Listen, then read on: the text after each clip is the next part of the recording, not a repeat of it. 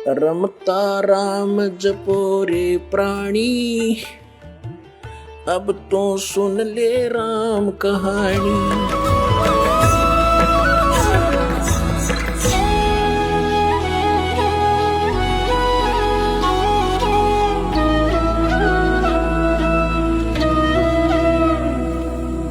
हम विवाह करते हैं बेटे और बेटियों का, कितनी बकवाद कर रखी है, कैर बना रखा है यू हमने अपने आप ही, अपनी बुद्धि से, जीव संज्ञा से। बच्चों का विवाह करना है, सिंपल वे से कर दो, ब्याह तो करना है, उनका संयोग जोड़ा जाड़ा परमात्मा का वहीं जुड़ता है, और उनका विवाह कर दो सिंपल वे से, समस्या हल हुई। इसी कारण से इन बेटियों को बोझ बना लिया जो गऊ जैसा धन होता है। अब हमने इस तरह अपने इस पसरे हुए समाज की कुरीतियों को, रीतियों को भी ठीक करना है, तब हम हल्के होकर भक्ति कर सकेंगे। अब थोड़ा सा समय अवश्य लगेगा, लेकिन बुद्धिमान समाज को ये स्वीकारना पड़ेगा। अब जैसे किसी भी कारण से कपड़ों का आदान प्रदान करते हैं, लोग दिखावा है, वो ड्रामा है। किसी के पुत्र प्राप्ति होती है, उसके लिए जुगले ले ले चलेंगे, माता बहन वीर, बुआ वीर, रिश्तेदार वीर को जान पहचान वाले वीर, उसका 50 कपड़े दे रहे हैं, और पैर को ना 10 साल थी, फिर वो बड्डा हो जाए, वो व्यर्थ हो जाए, व्हाट इज यूज। तो इस तरह की जो बातें हैं, जो परंपरा पड़ी हुई है, उसको भी हमने सेट करना होगा, और तभी हम सुखी होंगे। कोई त्योहार मनाते हैं, उसके ऊपर बहन को देकर आते हैं 100-200 रुपये का, और किराया ला देते हैं 400 रुपये। अब उस बहन को क्या उन 200 रुपये के आइटम आप लेकर गए, वो वहां उपलब्ध नहीं थे, और बहन जब इस मार्ग से परिचित होगी, वो बिल्कुल ग्रहण नहीं करेगी आपसे कुछ भी, क्योंकि वो उसके ऊपर भार बनता चला जाएगा, और फिर एक संस्कार बनता चला जाएगा। ये संस्कार हमें फिर यही पटक देता उठा करके। अब प्रसंग चल रहा है कि तन धर सुखिया कोई नहीं देखा, और जो देखा सो दुखिया हो। उदय अस्त की बात करे, मन सबका किया विवेका हो। कहते हैं घाटे बाधे सब जग दुखिया, क्या गृहस्थी बैरागी हो। गृहस्थी तो लाभ हानि में वही दुखी, क्योंकि लाभ हो गया तो फिर 100 चिंता उसको, इसको कहाँ लगाऊं। लाभ हो गया जैसे 20,000 रुपये का, और आगे काम करना चाहता है, वो 1 लाख में शुरू होगा।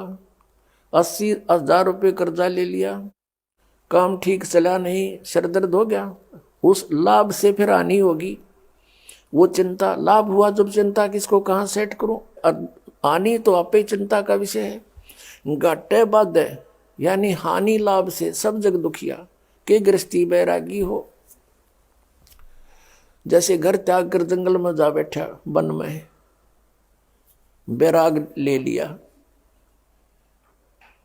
और वहां जाके क्या होगा, जाते ही भूख लगेगी, सर्दी है तो सर्दी दुखी करेगी, वर्षा आएगी, वर्षा, ओले आगे ओले टाट में लगेंगे। फिर उसके लिए उसने वहां सारा सांग जोड़ना पड़ेगा, कोई झोपड़ी भी डालेगा या कोई गुफा बनावेगा। भूख लगी रोटी मांगने के लिए गांव में आवेगा, बता सारा सांग जो का, तो फिर क्या फायदा वहां जाने का। परमात्मा कहते हैं डेरे डंडे खुश रहो, और खुश रह लेनी मोक्ष। दुर्प्रहलाद पार हो गए, फिर डेरे में के दोष। और जो जंगल में चले जाते हैं वन में, वो केवल मात्र ड्रामा कर रहे हैं, क्योंकि उनकी साधना शास्त्र विरुद्ध है, उनको ज्ञान नहीं। और उनकी देखकर उस ऊट पटांग सी साधना को, रहने के करने को, हम उसे प्रभावित होकर के मान लेते हैं कि तो बड़ा महान आत्मा है। परमात्मा बताते हैं अपनी अमृतवाणी में, केले की कोपीन है जो फूल पान फल खाही, और नरक का मुख नहीं देखते जो बस्ती निकट ना जाही। वो जंगल के रोज हैं, और मनुष्यों बिद के जाही, निस्दिन फिर उजाड़ में भगवान मिले नाही।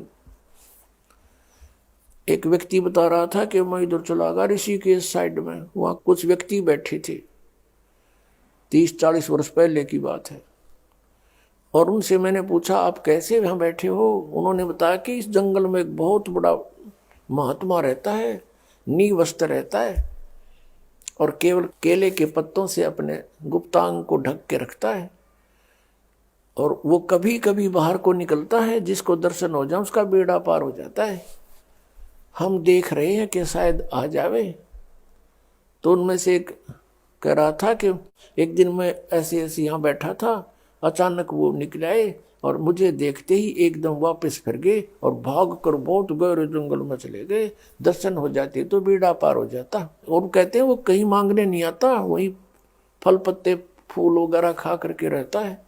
इसके विषय में सूक्ष्म वेद के अंदर परमेश्वर ने कहा, कबीर सच्चिदानंद घन ब्रह्म की वाणी में, कि केले की कोपीन है, यानी लंगोट बना रखा केले के पत्ते का, और फूल पान फल खाही, फूल फल पत्ते खा के गुजारा कर रहे हैं, और नरक का मुख नहीं देखते, वो आदमियों के निकट नहीं आता,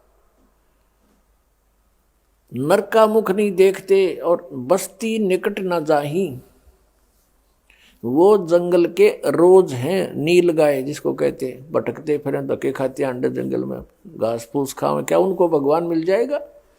वो जंगल के रोज हैं जो मनुष्यों बिद के जाई, आदमियों ने देख के बिद के डरे, लुक जा, छुप जा जंगल में जा करके। वो तो जंगली जानवर हैं, वो महात्मा नहीं है।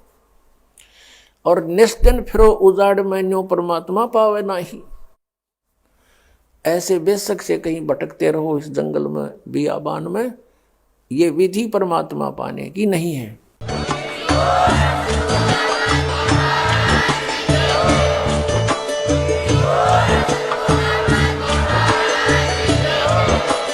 आप सुन रहे थे जगत गुरु तत्वदर्शी संत रामपाल जी महाराज जी के मंगल प्रवचन। अधिक जानकारी के लिए विजिट कीजिए हमारी वेबसाइट www.jagatgururampalji.org। संत रामपाल जी महाराज जी के शुभ आशीर्वाद से पूरे विश्व भर में 500 से भी ज्यादा नाम दीक्षा केंद्र हैं, जिन पर संत रामपाल जी महाराज जी द्वारा ऑनलाइन निशुल्क नाम दीक्षा दी जा रही है। अपने नजदीकी नाम दीक्षा केंद्र का पता करने के लिए संपर्क करें 8222880541।